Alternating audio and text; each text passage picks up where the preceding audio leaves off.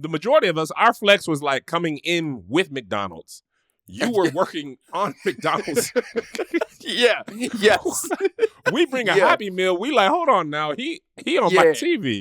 Yeah, man. I got.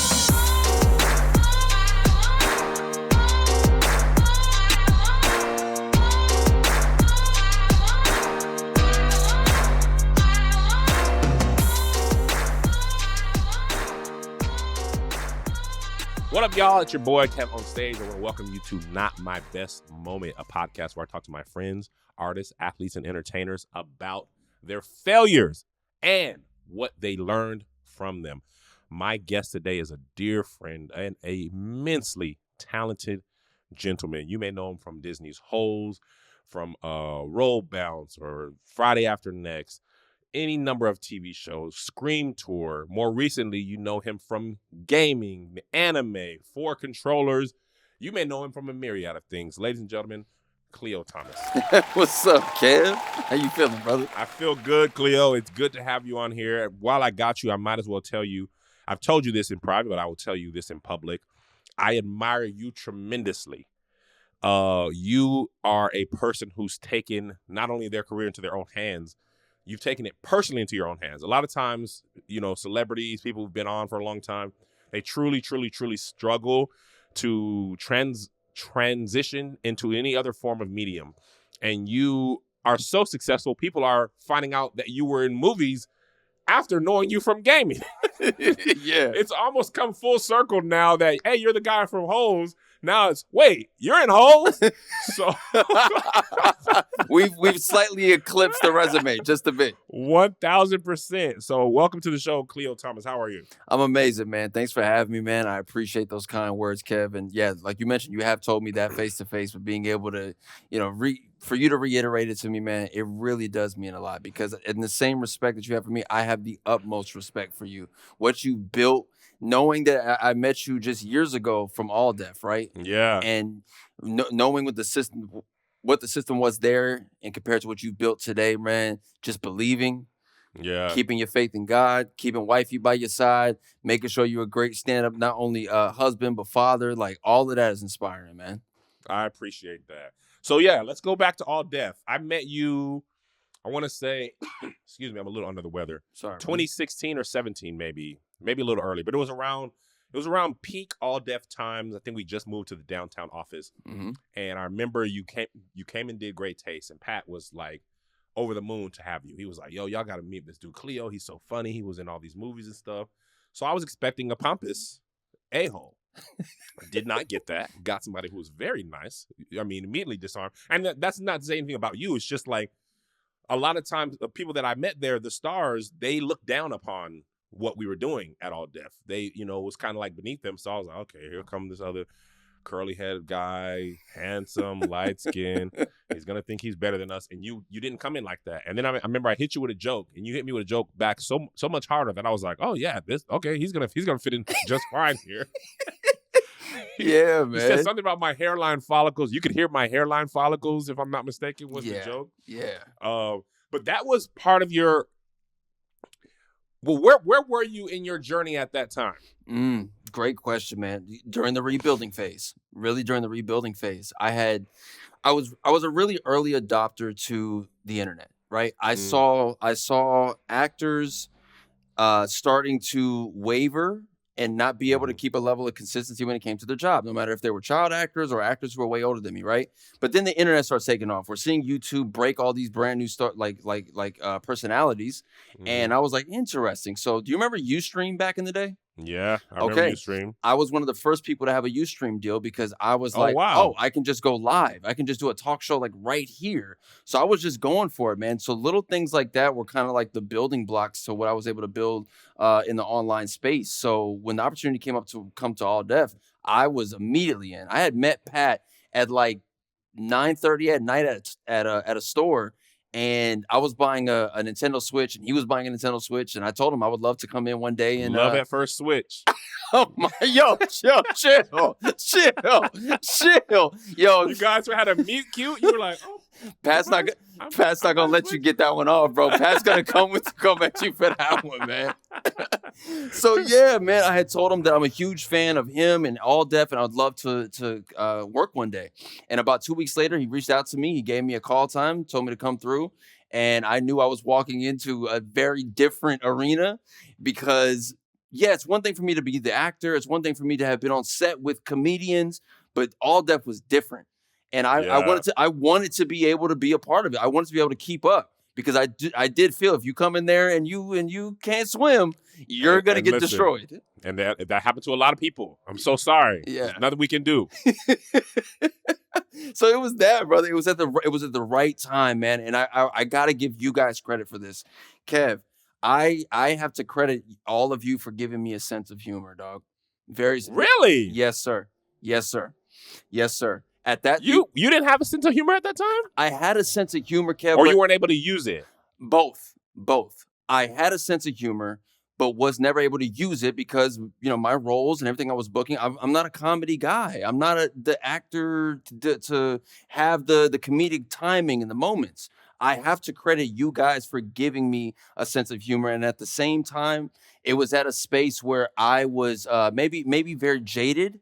You feel me? So I was taking myself I think I was taking myself too seriously. Like I couldn't take a joke without immediately getting defensive because I'm like, who are you to throw a shot at me? Like I ain't did this, and this, right? Yeah. And then all of a sudden those credits don't matter. Right now, during Great Taste, none of that matters. Nope. And at that time, the squad was like, on that channel, the squad was the dream team, the all-star team. It was like you could have had a legit celebrity and they'd be like, yeah, keep them out of here, bro. They're messing up the vibes of the people who work there. So I could see how that could be intimidating. Yeah, man. It was maybe a year or 2 years before that where I started feeling that about myself. Like being like, why am I so immediately like defensive when people get to talking to me? And, maybe it's just a joke. Are they being serious? Why am I taking it personally? And then the moment I got into the All Def arena, immediately gave me a better understanding of like, it ain't a personal thing. It's not at all, bro. Like this is all love. We could go from laughing at lunch, go and roast each other for 2 hours and then come right back to laughing. Yeah. And we don't remember half the things we said at that time. Yeah, man. I want to understand, okay, you said you were rebuilding, right? So, I know a lot of us know your story, but there's listeners to this podcast who are learning about you for the first time, and I want to be, fair to them. Take us back, prior to All Def, take us back through your journey. I feel like every time I talk to you, I learn something else that you did. But so people can understand how hard that rebuild was. Take us back through, you were a child star. You're considered a child star. So, give us kind of a brief rundown of your history up until that point. And how old were you when you came to All Def? Do you remember? You said it was like 2017. So we're almost 10 years ago. So it's 26, 27. Okay. Yeah. Cool. Okay. So take us back to your the early part of your Hollywood career. Man, I told my mom I wanted to be an actor when we were 5 years old. We were living in Barstow. My dad had just got out of the military, and she asked me something that I still want to pursue. I said, yeah. And we just figured it out. We were just running a race, trying to figure this out. Going to auditions, doing commercial auditions. First thing I ever booked was like a McDonald's commercial, right? We go and do that. And then after that, I ended up booking a show called Family Law. Then after that, I ended up booking a CBS Kids show. I hosted the cartoons for CBS every Saturday. Wow. Right? Yeah, it's really cool. So like second or third grade, like I'm writing, like, your teacher asks you, what do you want to be? It's like, I want to be an actor. And as I'm doing these things in school, like my classmates are watching me every Saturday get turned into a cartoon and host their favorite shows. Like that was like the early stuff. So the majority of us, our flex was like coming in with McDonald's. You were working on McDonald's. Yeah. Yes. We bring a Happy Meal. We like, hold on now. He on my TV. Yeah, man. I got a chance to be a part of the, McDonald's would do the two commercials. They would show the regular one and then like the kids meal one every time. That used to be their promo. And I was a part of the kids meal run for the Little Mermaid re-release or something like that. And it was sick, man. So years later, we book a film called Holes, right? And I had done no Disney work prior to that. I did Friday After Next right before that. So I went from being on the set with Mike Epps and Cat Williams and Ice Cube to being on the set of Holes, which was a Disney production. And now I'm working with Sigourney Weaver, who I was a huge fan of because I'm a sci-fi guy. I love aliens, right? Yeah. After that, then we get Walking Tall with The Rock. Then we get Roll Bounce. Then we do these TV shows like CSI, which I think I've told you about this as far as the episode that I'm in with CSI. It's called Poppin' Tags, Kev. Did I tell you about this? I knew I was going to learn some more stuff about you today, but go ahead. I need to tell you who's the guest stars on this episode. And because you run production now. So you tell me how much did this episode cost. You ready? I'm ready. Method Man. Oh, snap. We'll start with him. Akon. Oh, my God. Obi Trice. Really? Travis Barker. All in the same episode? Rick Gonzalez, who's from Roll Bounce as well. Wow. And Biker Boys. Mm-hmm. Myself, Michael B. Jordan. All of y'all are in one episode. In one episode. And there's a few names I'm blanking on at the moment, but there's even more credible names. Katarina Graham, Paige Kennedy's in there as well. It's insane. It's insane. So we go on to do that, man. So just running the race, you know. And I look back at that time, and the one thing that I look back and I know that we didn't do a great job at, we didn't run the PR game of Hollywood. That's the one thing I did not do. My jobs came from, if you ask me for, you know, what was my ways of landing roles, it was because I was going into these auditions and doing my work. I came prepared. I was making the adjustments in the room if they asked me to do them. But we were able to work, but we didn't run the PR game to elevate the brand of who Khleo Thomas is for anyone to care. You throw in the fact that during that era, you think of the young child stars, everyone had to have the good girl gone bad or bad boy, rebuilt. I didn't run that race. So once Kleo's name is out of headlines, who cares? You don't have no black leather, caught smoking, peeing and drunk here, which does give you some life. Yeah. A lot of stars have that. And I'm not saying they do it on purpose, but it does keep your name on people's minds. I mean, come on. Yeah, so it is a play. If we're playing sports, it is 100% a play to run. Is all I can say about it. Yeah, man. Yeah. So we go from that, man, and then you know, as every child actor gets to a space, you know, around I want to say around the 18 or 19 era is where I saw things kind of shift for me, where there weren't a lot of black producers, directors, writers in charge at that time. Yeah. It wasn't like that. So if I'm walking into a room and I have the resume and I've worked already on this project and this project, they're like, hey, yeah, he's black. Yeah, run it. Right? That was that. Now look at where we are. When I say around the 18 or 19 era, there started being a lot more people in charge. And they want to tell black stories. So when they say black actors, you look at me, I am not what is the depiction of what a black actor looks like. Especially because you don't like traditional mac and cheese.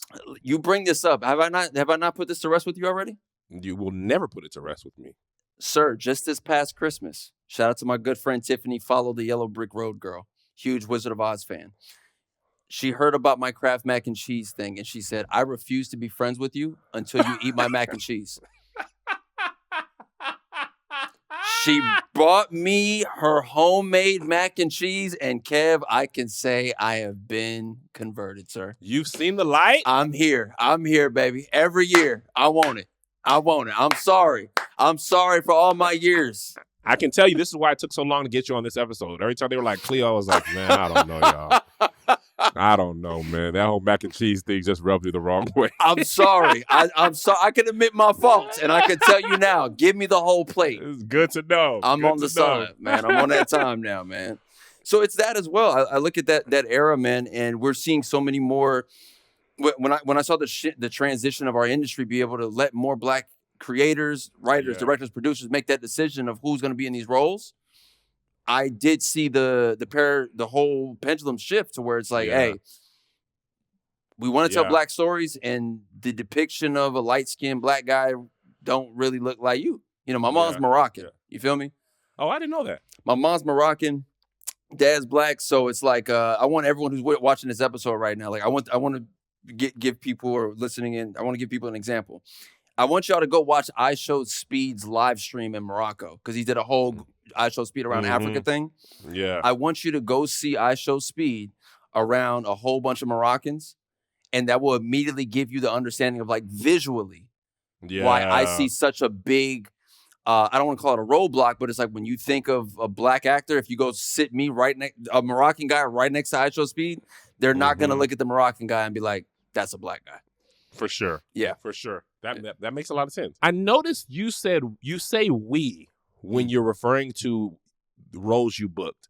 Why do you use the term we? Man, that is a great question, dog. You know why I say that, man? And my mom gives me credit for it because I say it in conversations with her all the time.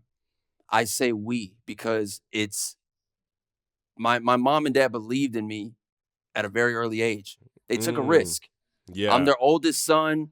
There was no way this was, supposed to work out. And then it did. So when I say we, it's literally everything that has come with me. My mom, my dad, my brothers, my sister. I do consider it us as a unit. Right. So that's why I say we. No one's ever asked me that, man. Thank you. Yeah.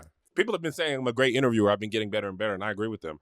Thank you, man. Because if you're a child star, especially starting in Barstow, it takes a tremendous amount of time to audition, even if you lived in Hollywood.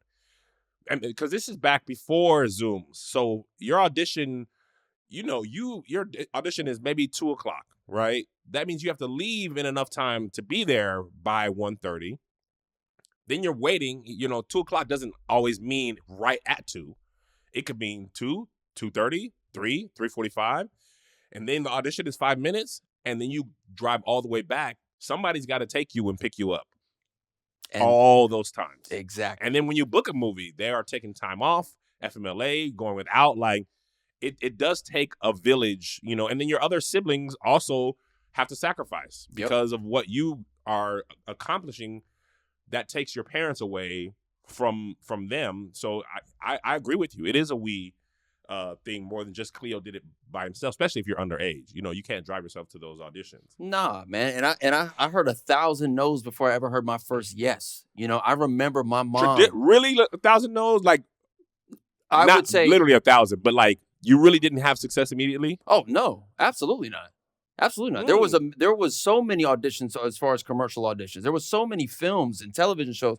Like I think The Little Rascals, I got that close. I got to the very end, and they were like, "Nope." And I remember crying in the back of my mom's Camry on that one. The original Little Rascals, the one that, of course, not the black and white joint, but yeah, the one that no, the one with Alfalfa in it. Alfalfa and Dar. So that was what 94, 95? Somewhere around that era. Yup. Wow. Yeah, man. I remember crying about that, but I remember my mom and dad driving me to these auditions, man, and going into these rooms, and it's full. It's just a cattle call. Yeah, it's not just the parents, it's the kids. And then around the corner, they're having a commercial audition for something else. It's grown folks there. It was chaos, Yeah. So to have made it through it, man, it's really, it's a testament to where we are today in Hollywood entertainment, which is very different. Yeah. So before we get to your current, I want to go to the Scream tour. Yeah. How did you end up as Bow Wow's hype man? It might be my favorite fun fact about you. Man, so here's how it goes down. Coming off of Holes, I had wrote the theme song for the film, right? So music had always been something I loved. Theme song for Holes? Yeah. You wrote that? Yes. I didn't know that. Yeah, it's me. Dougie Fresh was in the studio with us, and the rest of the cast, Wow. Yeah, bro. Okay, Yeah. continue. I told you I was going to learn some more stuff about you. Yeah, brother. So I wrote the theme song for the film Holes. So music I was always drawn to. We're getting ready to do Roll Bounce. Bow's gearing up to do his next, album drop and next tour. And we just became friends playing video games. We played Madden, NBA Live every single day on set. And that's how we became friends. And then he, one day, and I got to tell this story, Kev. Check this out.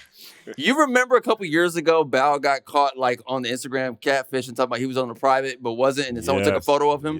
Yes. Kev, the only time I personally have ever been on a private jet was with Bow. It's the second month of filming Roll Bounce. He's got a dip from set to go do a show in Florida. He's like, yo, you want to come? You off set? You want to come? I was like, Sure. I'm thinking, I didn't know what was going to happen. We pull up to a private airport, private jet flies us to Florida, flies us right back. So like I've been in that experience with him. And then he go and do that dumb thing. I'm like, damn it. So we have that moment, and Bao just asked me, man, we had wrapped the set, and he's like, yo, do you want to come on screen? So you want to be my hype man? And I didn't really know what he meant. I didn't know what he needed me to do. Right. The new album's coming out. It's rehearsals maybe a week before tour. He sends me the CD, and I know looking back on it, there was some doubt from his team because by this time, this is Bow Wow, 3 albums in, 3 Scream Tour level arenas in. So anyone just brand new stepping into that space, they're like, sure. I know they were distant. They were like, this ain't going to be it. Right. Risky. Yeah, a risk for sure. I showed up to rehearsals with every Bow Wow lyric memorized, including the new stuff. Day one of rehearsals, Bow's not even there. It's just me and the DJ. And I rapped every single song. Front to back. I knew the records. All I needed to know was how we were going to do them. Just tell me how we're setting the records up. So would you say that the actor part of you was like, come prepared and then you can be directed once you're prepared? 100%. 100%. There was no way I was showing up down there just thinking like, oh, I'm the guy. Like, oh, all right. Like, no. I need to know what lyrics and which songs we're dropping. Wow. You probably put so many people's minds at ease that first day. Oh, bro. I'm sure I did. Shout out to his management team. Shout out to his mom. Shout out to the label. Like, I do understand it. I get it. Yeah. He's like, yo, you're bringing a kid you did a movie with? That kid from Holes? Like the Disney kid? Which I've always thought was funny as far as the label is Disney kid. Because it's like, I was talking to a few of the other people who come from that, that machine. And I'm like, I'm technically not a Disney kid. Right. Not in the way like Miley Cyrus is. Not even close. You feel me? I didn't come through the machine. Yeah. I didn't come through that machine. That machine is like, you are the sidekick on one show, 3 seasons. You might be the sidekick more high up 3 seasons. Then you get your show. I remember Zendaya was on something, Kick It In or something. Then she was on Casey Undercover. Then they got the music. Like, it could be a 10-year process if you're really part of the machine. But you just did a Disney movie. I did one Disney film, which was technically just Disney distributed, and it just happens to live forever because it's an incredible story. Yeah. An incredible book. Cult classic. Great film. I'm the Black Harry Potter. I'll take it. That's the thing I want to ask you, and then we're going to move to your career. A lot of people who are known a lot for one thing tend to be angry about that, and they want to be so much more. You are so much more, but you never seem to be frustrated that people know you from Holes. Whenever I've seen you interact, I remember when we did the podcast, Mecca and Jamila were like, oh my God, it's Khleo Thomas. You're always very open and speak positively about that experience. Is it because you have so many other things going on, or have you always been like that? Was there any moment where you were like, I'm so much more than this one movie? Kev, great question. And I know from other people's experiences that does exist. It is hard. Yeah. For some folks, it's hard. They don't want to be just known for everything, right? For sure. But then I have to look at it from other perspective of how many actors have been working for years and never had something on their resume to stand the test of time. It's one of those things for me. My dream came true at 13 for me to be here years later, and that role still gets talked about. It still resonates. If I have to look at it, that's at any given moment, right? That check can get cashed in from something in the world. I'm grateful for that aspect of it, man. And I've never ran from it because even if that character was not portrayed by me, I would have been a fan of that movie. I would have most likely loved that character. Yeah. That's true. I get that. All right, so let's catch me up to now. You are active in gaming, in anime. You're still acting. When would you say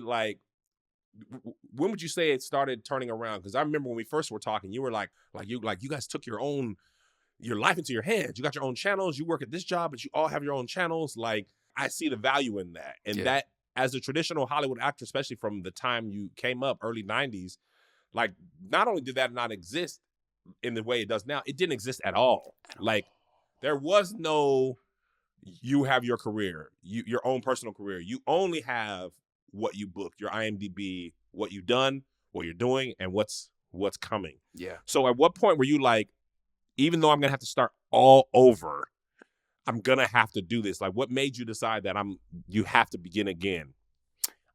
Listen, man. I don't like sitting still. I don't like being bored, and I was hungry. Period. Yeah. I had already lived a life up to that point and accomplished so much, and compared to my friends, my peers, other people in the industry. But the moment that phone don't ring, you don't eat. Yeah. I'm the oldest of my siblings. My dream came true at 13 years old with this film that now the rest of the world knows. But just because I'm famous does not mean that there's a check coming in guaranteed. So me waiting on the industry to do what it said it would do, when it's like, hey, you're gonna go here, we're gonna do this, we're gonna do this and this, and none of those things go exactly according to plan. And now I've watched 8 months of my life go by with no phone ringing. Nah, Can't happen. Absolutely not. So the battery got put in my back just out of a sense of like maybe anger, maybe like a lot of anger, being vindictive against the industry for not just doing it. I'm not the only one with that story. You feel me? For sure. But I know that I think of the actors who were before me generationally who were child actors who didn't have an opportunity to monetize themselves at all once they were offset. You know what I mean? Like that's the other aspect of it. When I think of those 90s actors on this sitcom or this show, bro, once it was done, it was done. And that's when you saw the stuff wild out. That's when you saw the headlines because they couldn't get a job. Right. Yeah. And you're also seen as this young thing. You're just that guy from that thing. Yeah. You know? So now you get nominated for an NAACP Image Award. Yeah. Much to my surprise, you make a video saying this is your first time being nominated for anything. What was it like to get nominated for something that you were doing currently when your career has already been 20 plus years in the game? Validating for sure. It let me know that, you know, I guess I had always walked a different path in this business. You know, I tell the story about how I thought I had to book a role in which that character that I play would become an action figure. All I ever wanted was to be I wanted to be able to hold myself as an action figure. Yeah. And then the fact that I sharpened my skills during the pandemic as a gamer and a host when I launched my Twitch channel, to the point where Hasbro said, hey, we want Khleo to host Hasbro PulseCon, and we're rolling out the selfie series, and Hasbro gives me all these action figures with my face on it. Wow. Yeah. You know, I love that because I've talked at length about your dream coming true in a different package than you thought. Right? Like I've been able to work with Will Smith and Martin Lawrence, and growing up watching them, the only way you would have ever thought you could work with them is you book a TV show that they're on or a movie. Yep. But being able to do a sketch with them that I wrote and directed to promote their movie was like, I'm working with Will Smith and Martin Lawrence right now. Yeah. And I'm not even an actor in this movie. What was it like for you to achieve your dream, even though it wasn't in the exact package you thought as far as coming directly from a movie, but it is the exact thing you dreamt about? Humbling, and just more proof to me. It's like, yo, you're doing this the right way. Whatever it is that's been guiding you and leading you in that direction, run that way. Keep going in that direction. And it's hard, Kev. It's hard, man. It's hard to have experienced all these things that I've experienced up to this point and not get a little, as I mentioned earlier, jaded, or you start second guessing because it's like, well, I did all this. How come this doesn't cross over to here? And that still happens.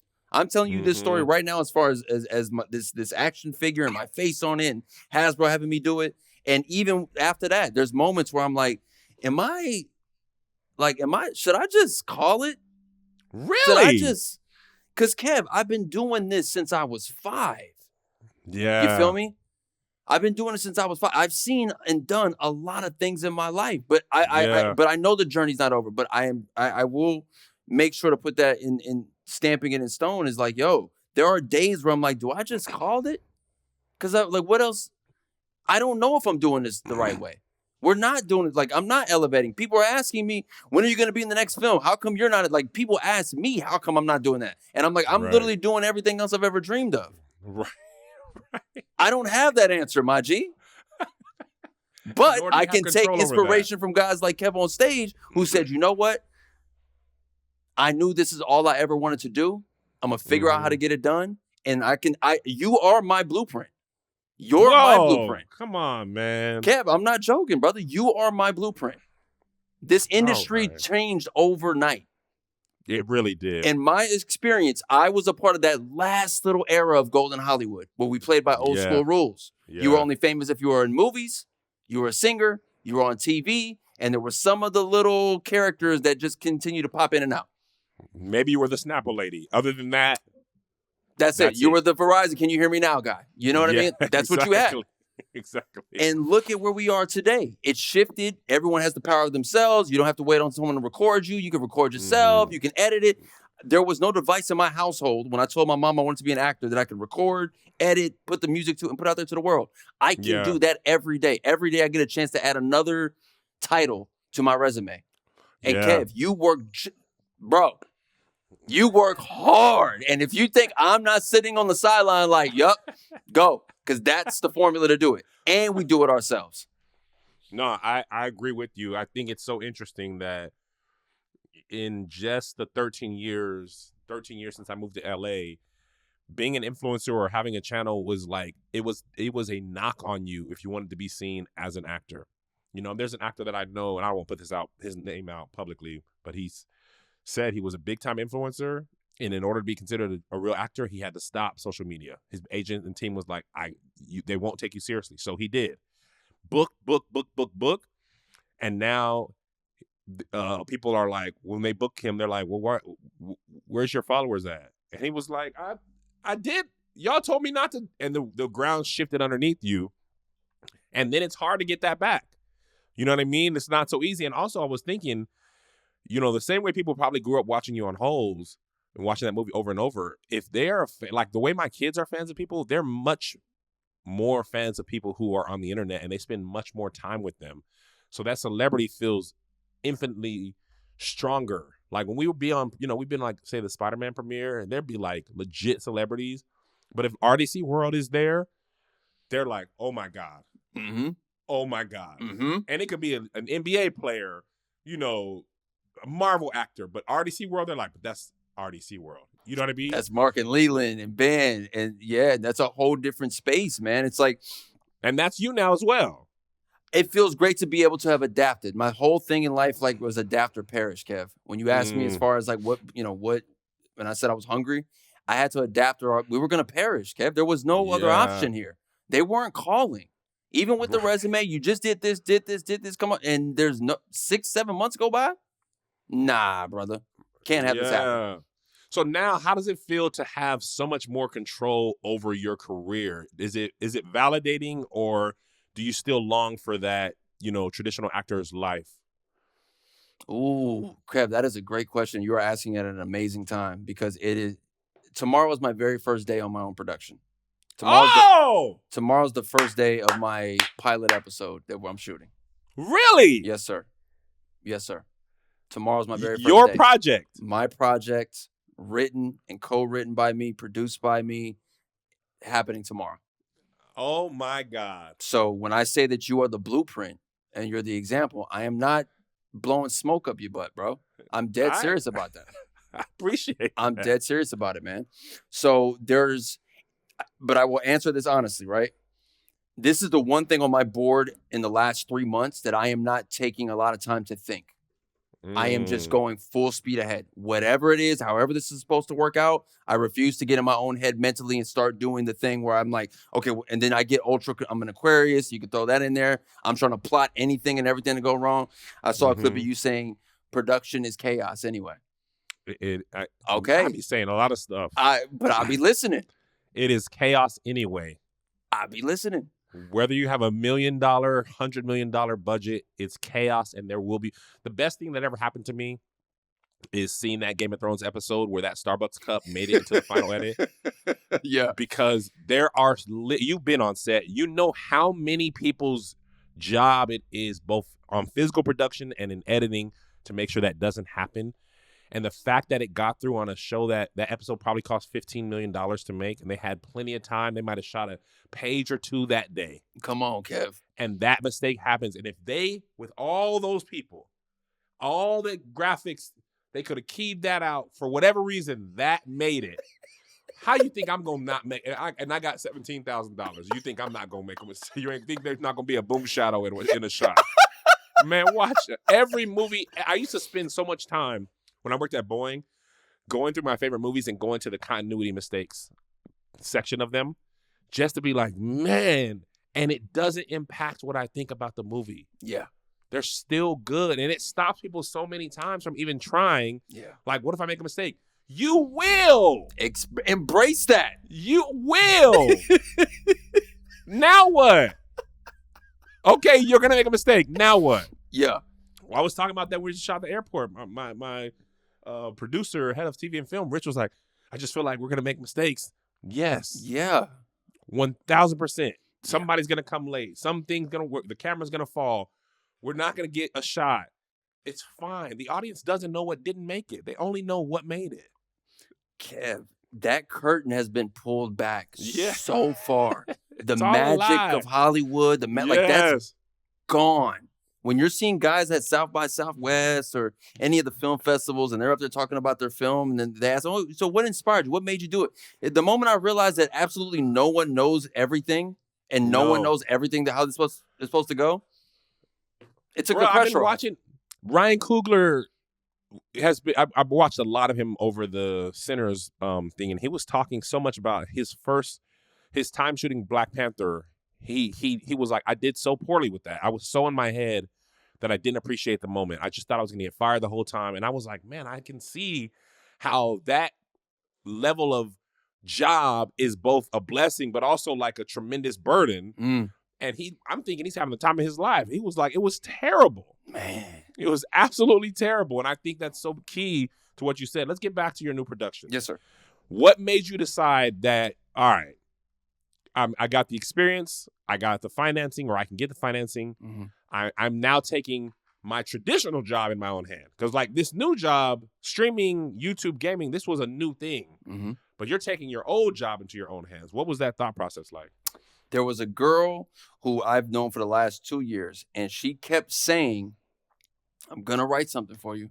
I'm going to write. She would just drop it over the last 2 years. And then I would always say the same thing. If you write it, I will make sure it's filmed.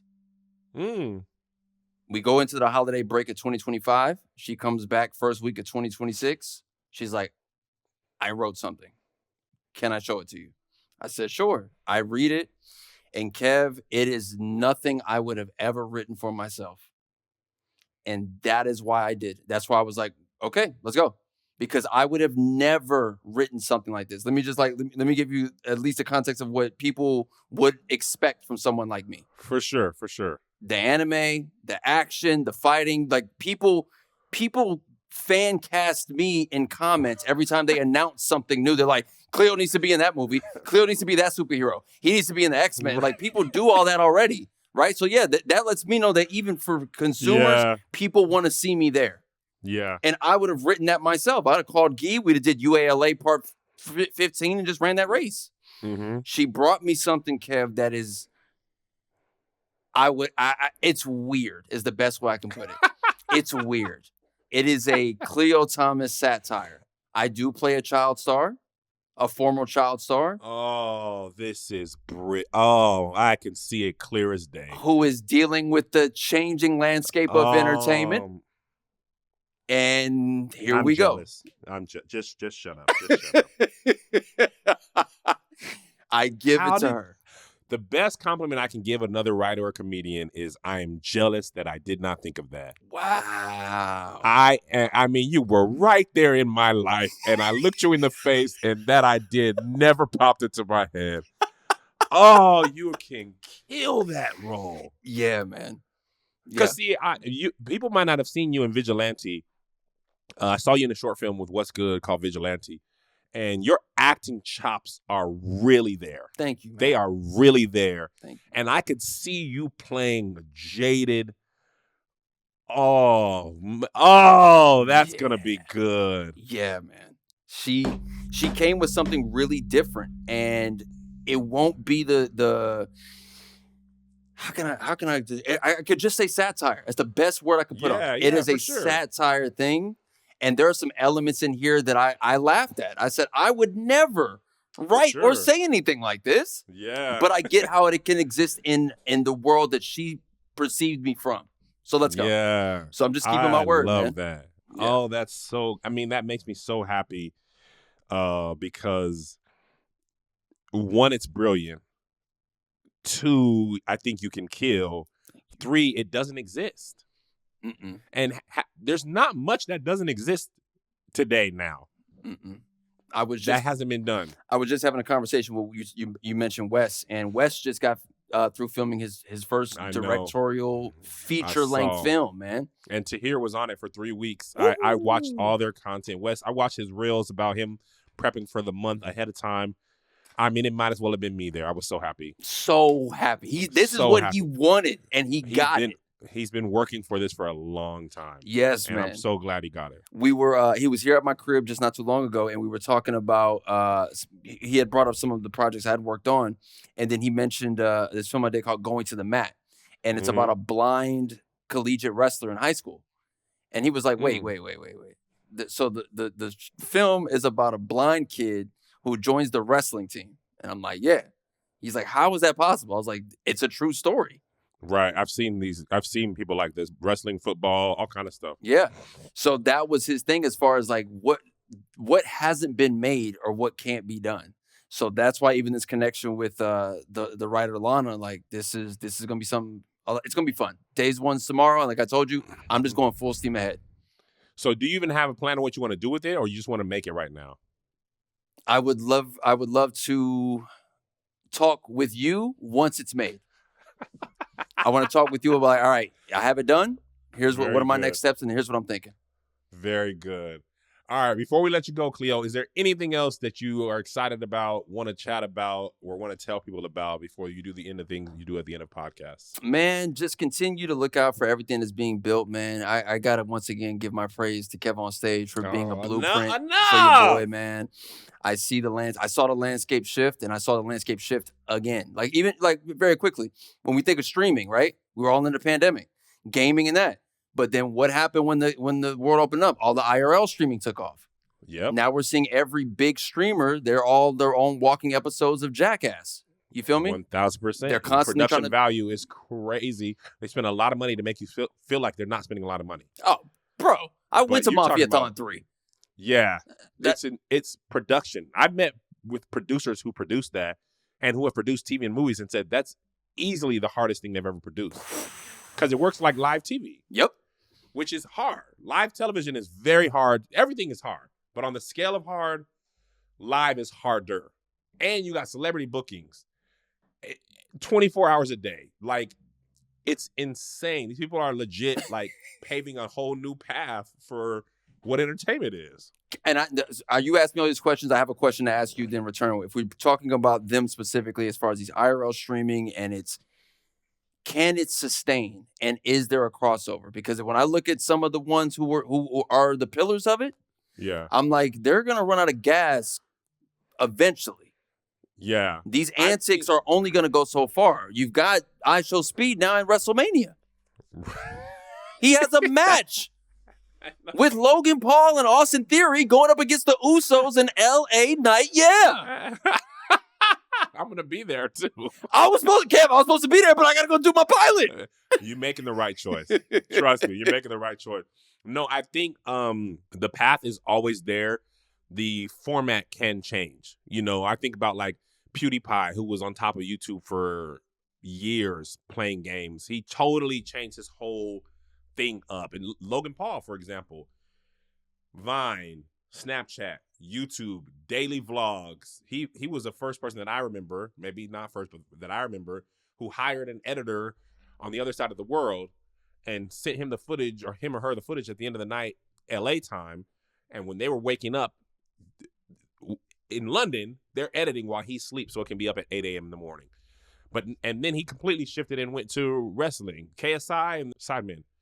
They're on Netflix. Mr. Beast is doing his show. Like, if you have that sort of star power, I think the medium can change, but you are who you are. As long as you don't get, addicted to drugs or in jail, like you can Speed could take up reading and do a book club and read books out loud.